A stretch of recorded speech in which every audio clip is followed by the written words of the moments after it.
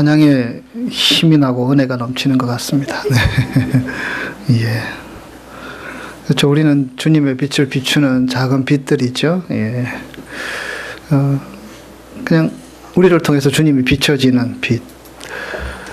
우리 옆 사람, 뒷사람이 그렇게 축복했으면 좋겠습니다. 주님의 빛을 환하게 비추는 빛이 되세요. 그렇게 축복하기를 원합니다.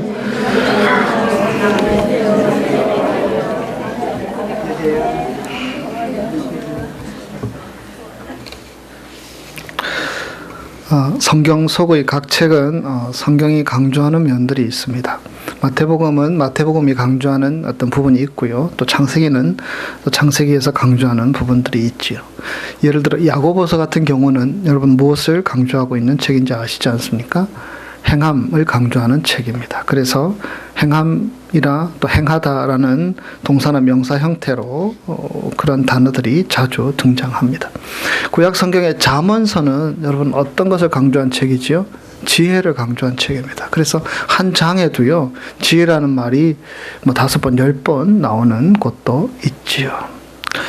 데살로니가 전서 같은 경우는 종말, 끝을 강조한 책입니다. 그래서 데살로니가 전서를 살펴보시면 각 장마다 제일 끝에는 어떤 세상의 끝에 나타날 어떤 현상에 대해서 특별히 강림, 재림이라는 단어들이 반복해서 등장하고 있습니다. 오늘 우리가 읽은 본문 말씀 요한복음에서도 특별히 반복해서 등장하는 그러한 단어가 있습니다. 그것은 요한복음 1장부터 우리가 읽은 20장까지 줄곧 이어지는 단어입니다. 이 단어가 무엇이냐? 보다라는 단어, 그리고 믿다라는 단어입니다. 그것은 그 단어를 가지고 무엇을 강조하려는 어떤 의도가 담겨 있다라는 말입니다. 요한복음 1장부터 보시면 1장에는 보다라는 말이 참 많이 나옵니다. 세례 요한이 자기 제자들에게 예수님이 계신 것을 보며 이렇게 말씀하셨습니다. 보라, 하나님의 어린 양이로다. 36절. 또 그 전에도 한번 이런 세상 죄를 지고 가는 하나님의 어린 양이로다라는 말씀을 하셨지요. 이 제자들은 자기 스승을 따르고 있었는데 갑자기 스승이 바뀝니다. 세례 요한이 예수님을 따르라고 했거든요. 좀 어색하고 어정쩡하지요. 왜냐하면 세례 요한을 믿고 따랐는데 다른 분을 따르려고 하니까. 그때 예수님께서 그들을 향하여서 이렇게 말씀하십니다. 요한복음 1장 39절 와서 보라. 그렇게 말씀하십니다. 그분이 있는 대로 와서 보고 그리고 믿으라는 말씀이지요.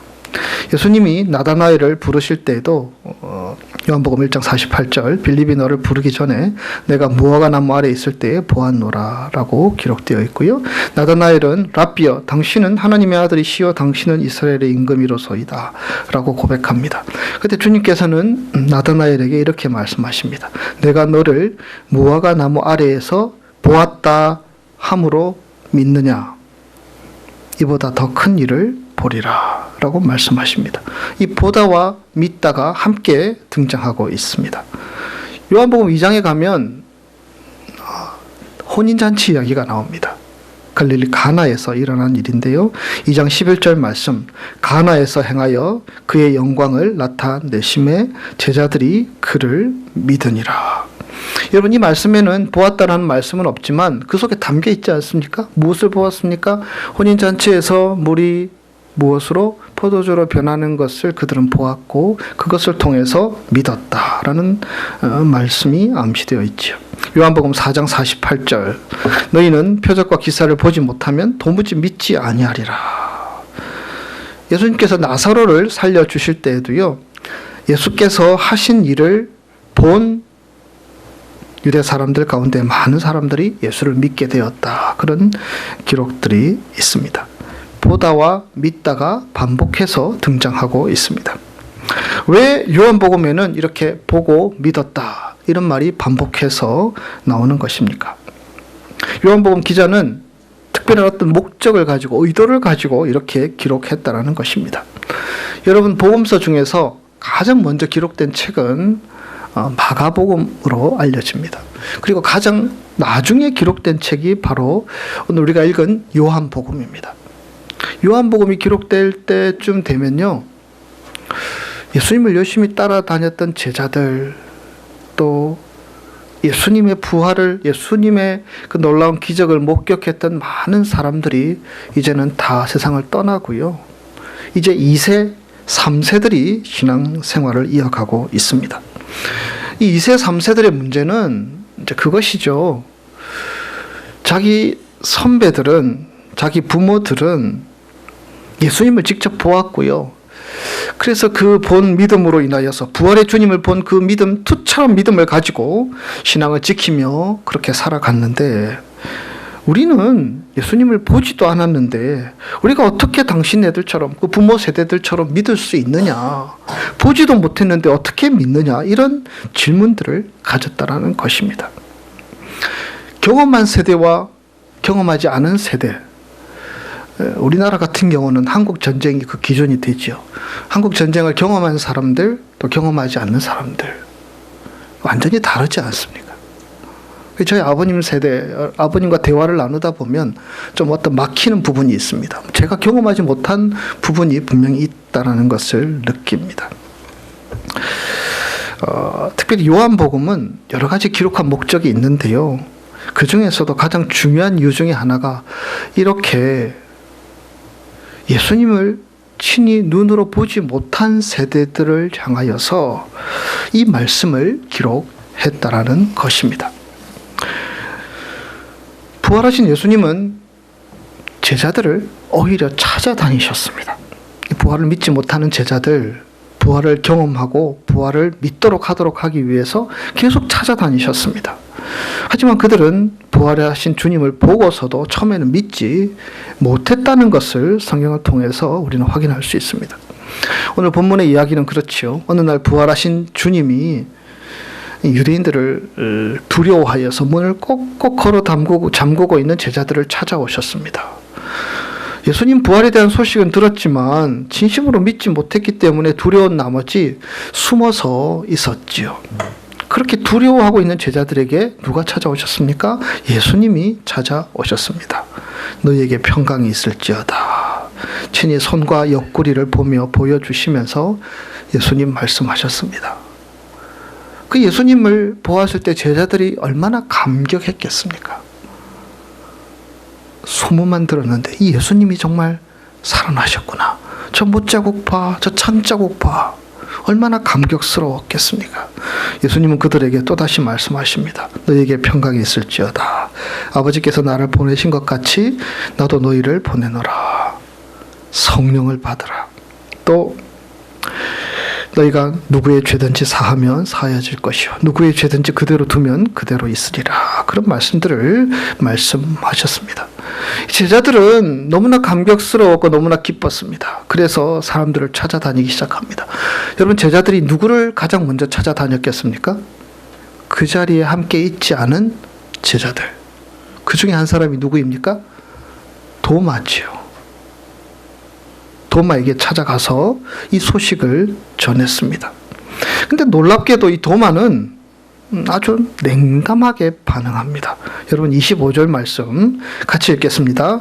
내가 그의 손에 못자국을 보며 내 손가락을 그 못자국에 넣으며 그 옆구리에 넣어보지 않고는 믿지 아니하겠노라. 여러분, 도마의 이 말을 여러분 어떻게 들리십니까? 참 믿음 없는 사람이구나 이렇게 생각하십니까? 아니면 나와 비슷한 것 같아 이런 마음이 드십니까? 예수님을 다른 동료들은 친히 눈으로 목격했고 못자국 창자국 다 보았습니다. 그래서 예수님을 소개하고 있는데 이 도마는 믿겨지지 않았습니다. 만약에 지금 우리가 사는 세대에 우리가 함께 신앙생활하고 있는데 내가 가지 않은 어떤 모임에서 예수님이 갑자기 착 나타나셔서 이렇게 저렇게 말씀하셨다라고 한다면 쉽게 믿을 사람이 누가 있겠습니까? 아마 그런 분위기가 아니었을까. 그들은 믿지 못했고 도마는 마음이 열리지 않았습니다. 도마는 나름대로는 치밀하고 논리적인 사람으로 보여집니다. 무조건 덮어놓고 믿을 수는 없었다라는 것입니다. 요즘 현대인들과도 비슷하지요. 정말 우리가 이해되고 또 용납이 되고 이렇게 좀 이런 앞뒤 좌우가 맞을 것 같을 때에 그것을 받아들이고 믿는 것이 요즘 현대인들의 모습이 아닙니까? 내가 경험하지 못한 건 믿지 못하겠다. 그렇게 말하고 있는 것입니다. 우리가 앞에서 살펴보았듯이 다른 제자들도요, 예수님을 잘 믿지 않았습니다. 부활하셨다는 소식을 들었음에도 불구하고 두려워 떨며, 그래도 흩어지면 무슨 일이 생길지 모르니까 뭉쳐서 모여라도 있어야 되겠다 생각해서 모여 있었을 때 예수님이 나타나셨지요. 그들은 흔들리고 혼란스러워하며 갈등하고 있었을 때 예수님이 그들에게 찾아오신 것입니다. 테니슨이라는 사람은 이렇게 말했습니다. 정직한 의심에 믿음이 더 많다. 정직하게 의심하는 자들에게 더 그 속에 믿음을 발견할 수 있다라는 말이지요. 잘 몰라 혼란스러워하면서도 그렇지 않은 듯 하는 것보다는 정직하게 내가 의심이 생기고 믿어지지 않는 경우에는 도마처럼 오히려 솔직하게 주님 앞에 말하고 고백하는 것이 필요하다라는 것이 아니겠습니까? 그러나 말씀드린 것처럼 도마는 이 소식을 들었을 때 믿지 못했습니다. 제자들은 어쩔 수 없다라고 생각하고 다시 흩어져 버리게 됩니다.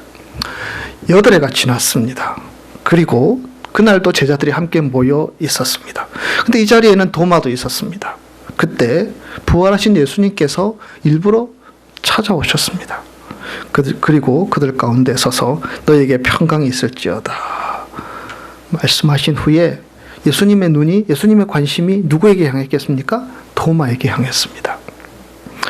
27절 말씀, 내 손가락을 이리 내밀어 내 손을 보고 내 손을 내밀어 내 옆구리에 넣어보라. 그리하여 믿음 없는 자가 되지 말고 믿는 자가 되라. 예수님이 하신 이 말씀은 도마가 했던 말을 되풀이하는 말이었습니다. 25절 우리가 좀 전에 읽었지요. 내가 그의 손에 못자국을 보며 내 손가락을 그 못자국에 넣으며 내 손을 그 옆구리에 넣어보지 않고는 믿지 아니하겠노라. 도마는 만져봐야지, 손을 넣어봐야지 믿지, 그렇지 않으면 못 믿겠다고 말합니다. 그러니까 주님은 그대로 하십니다. 내 손가락으로 내 손을 만져보고 손을 옆구리에 넣어보라. 그리하여 믿음 없는 자가 되지 말고 믿는 자가 되라.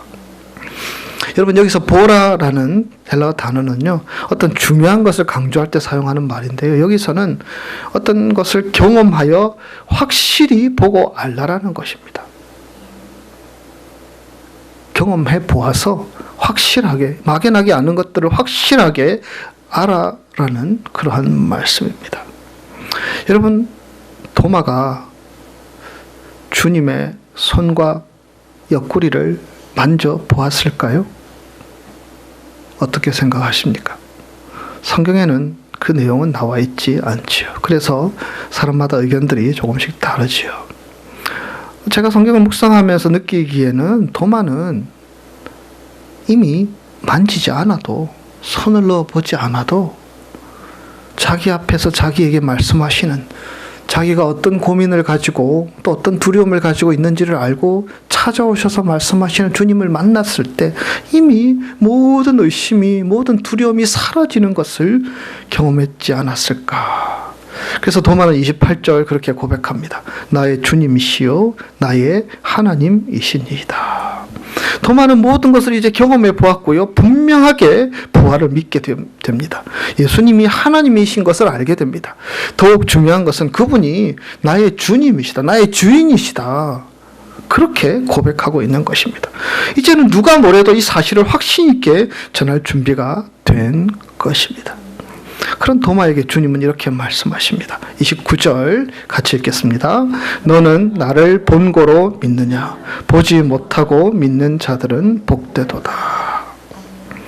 여러분, 이 설교의 첫머리에서 예수님이 십자가 못 박혀 돌아가신 이후에 2세, 3세들이 보지 못하고 어떻게 믿을 수 있느냐?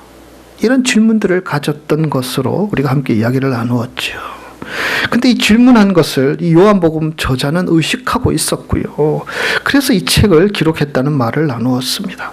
그렇다면 주님이 하신 이 29절의 말씀, 너는 나를 본 거로 믿느냐? 보지 못하고 믿는 자들은 복되도다 라는 이 말씀은 이 요한복음의 결론이라고 해도 틀릴 것이 아닙니다. 너는 나를 본 거로 믿느냐? 보지 못하고 믿는 자들은 복되도다. 여러분, 우리가 다 보고 믿는 것 같지만 이 세상에 일어나는 수많은 일들을 우리가 보지 않고 믿고 살아가고 있습니다. 그것을 경험한 사람들이 뉴스를 통해 또 다른 사람들, 신뢰할 만한 사람들의 말을 통해서 전해주다 보니까 그 소식을 듣고 아, 그렇구나, 그렇게 되었구나. 우리가 받아들이고 이해하는 것 아닙니까? 우리 교우 중에서 어떤 분이 아프다고 그러면, 그래서 병원에 입원해서 수술했다 그러면 여러분 어떻습니까? 내가 병원 안 가보면 믿지 못해. 병원 가봐야 돼. 그렇게 말합니까? 그 말을 믿어주고 신뢰하면서 우리가 위해서 기도해주고 또 시간이 되면 찾아가기도 하고, 그것이 우리의 모습이 아닙니까?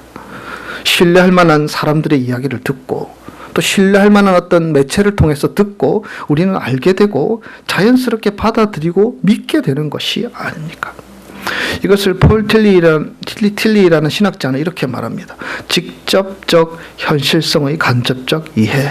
간접적으로 우리가 그것을 경험하지만 우리가 그것을 직접적으로 이해하는 것과 같다라는 그런 표현이 아니겠습니까? 정말 믿을 만한 사람들이 전해주는 이야기는 우리가 믿을 수 있지 않습니까? 그래야지 이 세상이 평화롭고 건강할 수 있겠지요. 요한복음은 우리가 함께 쭉 살펴본 것처럼 체험적인 어떤 종교의 메시지들을 담고 있는 책입니다. 그래서 철저하게 체험적인 종교의 모습들, 이 도마의 행동들도요, 그런 모습을 나타내는 것이지요. 예수님 자신이 스스로를 증거하셨지만 세례 요한도 예수님을 증거하셨고요. 또 수많은 제자들, 또 그 외에 많은 사람들이 그들이 보고 체험한 것들을 담아서 기록한 책이 요한복음이며 성경 말씀이 아니겠습니까? 초대교회 복음서를 위시한 모든 서신들은 교회마다 돌아가면서 읽히었던 그러한 문서들입니다. 교회에서 읽으면 모든 신자들에게 공적으로 인정받은 그런 공적인 책, 성경책입니다. 그 속에 하나님의 성령께서 감동하셔서 기록한 책이라는 것이죠. 그렇기 때문에 성경은 구름같이 허다한 증인들이 확정해주는 메시지를 담고 있는 책이며, 그래서 이 성경을 통해서 주님은 우리에게 그 말씀을 하고 계십니다. 너희들이 이 말을 읽고 믿는 자는 보고 믿는 자보다 복되도다. 하나님의 말씀 한 구절 한 구절을 읽고 듣고 믿는 자가 더 복이 있다라는 말씀들을 주십니다. 예수님을 보았느냐, 하나님을 보았느냐, 우리 믿는 사람들에게 세상 사람들이 던지는 질문이지요. 저도 학교를 다니면서부터 그런 질문들을 참 많이 받아 보았고요. 어떨 때는 참 곤란을 겪었을 때도 있었습니다. 정말 하나님을 우리가 눈으로 보면 좋겠구나, 예수님을 눈으로 볼 수 있으면 얼마나 좋을까, 그런 생각들을 하게 되기도 하지요. 우리가 신앙생활 하면서 좀 힘들거나 또 약해지면 또 이런 기도도 하지요. 예수님, 하나님, 뭔가 좀 보여주세요. 보여주시면 내가 믿겠습니다. 뭔가 구체적으로 좀 알려주세요. 모르는 것이 너무너무 많은데 좀 알려주면 내가 확신을 가지고 달려갈 수 있을 것 같은데, 믿어지지 않는 부분, 믿어볼 수 없는 우리의 미래, 초조함과 두려움이 우리 앞에 있을 때 이런 질문들, 이런 기도들도 우리가 할 수 있게 되죠. 그러나 그런 우리들, 이 도마처럼 믿음이 연약한 우리들을 향하여서 우리 주님께서 우리를 붙드시는 말씀이 바로 이 말씀이 아니겠습니까? 보지 못하고 믿는 자들은 복되다. 보면 다 믿을 수 있는 것 같은데요, 꼭 그런 것은 아닌 것 같습니다. 오히려 우리가 믿으면, 하나님의 약속, 하나님의 말씀을 믿으면 보여지고 들려지기 시작합니다. 그래서 보지 못하고 믿는 자들은 복되도다. 주님은 도마에게 또한 우리들에게 말씀하시는 것입니다. 여러분, 오늘 본문 가운데 이 요한복음 20장 도마 이야기 가운데 우리에게 주시는 메시지들을 잠깐 몇 가지로 살펴보면서 말씀을 정리하기를 원합니다. 첫째로 이 메시지 가운데 우리 인간은 제한성을 가진 존재인 것을 말하고 있습니다. 우리가 다 알고 깨달을 수 있을 것 같지만 인간은 그런 존재가 아닙니다. 하나님이 우리를 그렇게 만드셨습니다. 이해되어야 이해할 수 있을 것 같고 받아들일 수 있어야 다 용납할 수 있다고 생각하지만 사람이 어떻게 다 이해하고 다 받아들이고 용납할 수 있는 존재입니까? 사람이 어떻게 영원을 이해할 수 있습니까? 사람이 어떻게 내일을 알 수 있습니까? 사람이 어떻게 온 세상을 창조하시고 우주를 섭리하시는 그 하나님이 하시는 신비들을 다 깨달아 받아들이고 이해할 수 있다라고 생각하십니까? 그런데도 사람들은 이해되지 않으면, 깨달아지지 않으면 의심하고 불만을 터뜨리고 불안해하기도 하지요. 우리가 아는 것 이상 알 수 없고 생각할 수 있는 것 이상은 생각할 수 없는 존재입니다. 그래서 사도 바울은 로마서 11장에서 이렇게 고백합니다.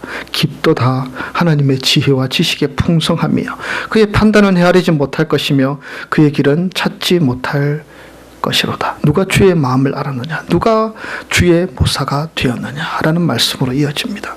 하나님이 하시는 일을 다 깨달을 수 없다라는 것입니다. 그런데 그 깨달을 수 없는 것을 가지고 우리가 의심하는 것 자체가 모순된 것이 아닙니까? 링컨이 이런 말을 남겼다고 합니다.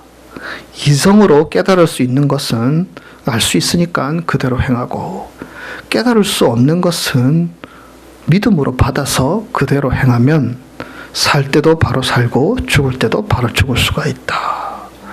여러분, 이것이 옳은 태도가 아니겠습니까? 둘째로 오늘 본문의 메시지는 우리가 여러 가지 의심이 일어날 때에 그러면 내가 믿을 수 있는 것은 무엇인지를 먼저 찾아서 그대로 행할 필요가 있습니다. 믿어지는 것이 있고요. 믿어지지 않는 것이 있습니다. 여러 가지 의심이 생길 때에 우리는 이것을 좀 구분해야 합니다. 우리가 믿을 수 있는 것, 믿어지는 것, 믿을 수 없는 것 구분해서 정리해놓고 내가 믿을 수 있는 것, 믿어지는 것을 붙들고 살아가야 한다라는 것입니다. 프랑스 철학자 데카르트라는 사람이 있는데요. 이 사람이 인식론, 사물을 어떻게 우리가 인식할 수 있느냐에 대한 연구를 하면서 세상의 모든 것을 다 의심하면서 출발을 했습니다. 이것도 의심하고 저것도 의심하고 확실한 것이 무엇이 있느냐? 아무것도 없다. 다 의심하며 출발했습니다.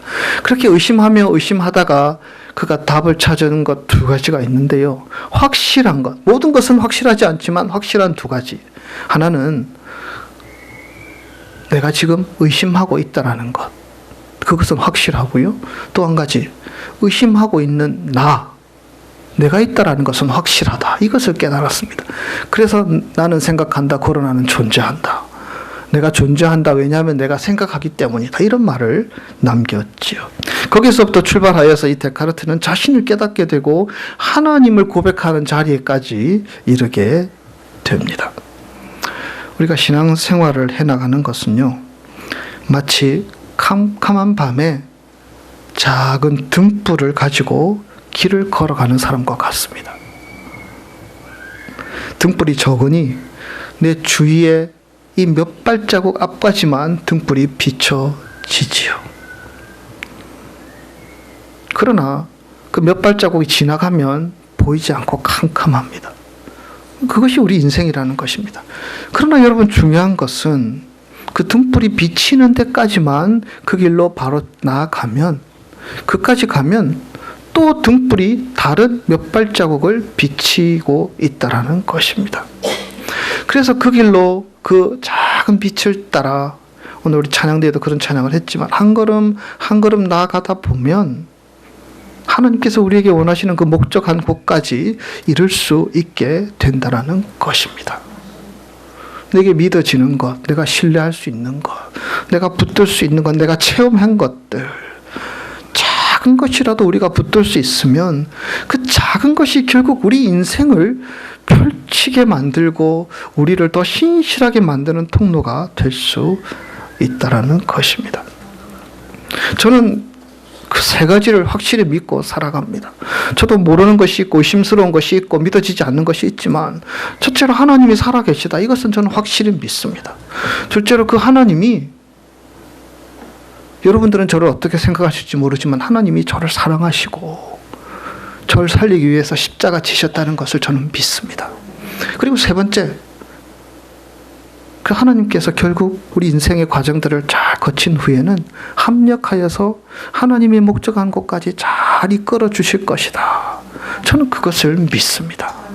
저는 이것들을 붙들고 살아가는, 그래도 의심하면서 살아가는 연약한 한 인간이지요. 그런 것들을 우리가 붙들고 살아가는 과정들이 5걸음, 10걸음 걸음을 넓히고 보폭을 크게 만들고 결국에는 우리가 깨닫지 못한 것, 우리가 알지 못한 것을 보게 하시는 하나님의 역사들을 다 경험하도록 주께서 인도하여 주신다라는 것입니다. 셋째로 오늘 말씀은 우리가 믿기는 믿되 일하면서 믿는 것이 중요하다는 것을 보여줍니다. 무슨 말이냐? 우리가 복음도 전하고요, 봉사도 하고요, 교회 헌신도 하고요, 또 어려운 사람들 도와주기도 하고 우리 이것을 나누기도 하면서 그렇게 하면서 믿어야 한다라는 것입니다. 여러분, 예수님에게 세례 준 사람이 누구입니까? 세례 요한이죠. 이 세례 요한이 예수님을 가리켜 무엇이라고 말했는지 아십니까? 보라, 세상 죄를 지고 가는 하나님의 어린 양이로다. 그분이 메시아임을, 그분이 구원자임을 분명하게 알았습니다. 어떨 때 그가 열심히 하나님의 복음을 증거하고 세례를 베풀고 그렇게 하나님께서 자기에게 주어진 일들을 성실하게 감당할 때에 바로 예수가 메시아임을 분명히 알았고 제자들을 다 붙여줍니다. 이제 나를 따르면 안 되고 예수를 따라야 돼요. 다 붙여줍니다. 근데 여러분, 시간이 지나고 세례 요한이 잡혔습니다. 감옥에서 지나게 됩니다. 감옥에서 하루 이틀 지나면서 사람이기 때문에 두려운 마음도 생기고 의심하는 마음도 생기고 염려하는 마음도 생기고 그런 마음이 생기지 않았겠습니까? 온갖 공상들을 다 하지 않았을까? 그러면서 세례 요한이 이런 생각까지 하게 됩니다. 야, 저 사람, 저 예수라는 사람이 정말 예수가 메시아가 맞을까? 하나님의 아들이 맞을까? 불안하기 시작합니다. 가만히 있었더니. 그래서 자기 아는 사람들을 보내서 그렇게 물어봅니다. 정말 오실 분이 당신입니까? 우리가 기다렸던 분이 당신입니까? 아니면 우리가 다른 사람을 기다려야 합니까? 이 질문들을 예수님 앞에 던지고 있습니다. 그는 분명히 알았지만 하나님의 사역들을 감당하는 것들을 내려놓았을 때에는 온갖 인간의 연약한 생각들이 그를 붙들게 되었다는 것을 보여줍니다. 의심 없는 사람이 누가 있습니까? 우리가 믿음 생활을 한다고 하지만 믿음이 온전한 사람이 누가 있습니까? 다 믿음 연약하지요. 그러나 우리에게는 그 믿음의 연약함을 채워주는 어떤 영적인 분주함이 필요합니다. 하나님의 일에 헌신하고 교회 일에 충성하고 사랑하는 사람들을 아끼고 불쌍한 사람들을 돕고 하나님이 기뻐하시는 일이라면 그것을 위해서 내 시간과 물질과 내 삶을 투자하는 그런 헌신과 열심들이 우리에게 있을 때에 그때의 의심들이 사라지게 되고 확신으로 변해갈 수 있다는 것입니다. 힘들다고 가만히 있으면 안 됩니다. 생업이 바쁘고 할 일이 너무 많다고 해서 하나님이 기뻐하시는 일 안 하고 자기 일에만 몰두하면 의심이 생기고 두려움이 생기고 번잡함이 생기고 불신하는 마음이 생기고 혼란스러움이 생기는 것이 자연스러운 모습임을 세례 요한도 증거하고 있지 않습니까? 우리는 일하면서 믿어야 하고요. 섬기면서 하나님의 교회를 봉사해야 합니다. 그래야 뭔가 깨닫고 뭔가 도전이 있을 수 있습니다. 설교를 듣기만 해서는 안 되지요. 듣기만 하는 사람들은 하나님의 뜻 안에서 그 말씀을 묵상하는 것이 아니라 말씀을 재단하고 이 말씀은 맞다, 이 말씀은 틀리다 그렇게 서로 이렇게 판단하려고 하게 되고요. 온갖 인간적인 생각들로 그 말씀을 받아들이게 되지요. 믿고 따르려고 하는 자는, 그 말씀 순종하여 나아가고자 하는 자들은 그럴 여지가 없습니다. 왜냐하면 그 말씀을 따르는 것이 내 삶을 살리고 변화시키는 유일한 통로임을 내가 믿기 때문에. 그래서 우리는 봉사하는 것이고, 그래서 우리는 충성하는 것이고, 그래서 우리가 시간을 내어 기도하는 것이고, 그래서 우리는 우리의 인생의 누림을 뒤로 한 채 하나님이 기뻐하시는 길을 걸어가는 하나님의 사람들이 아닙니까?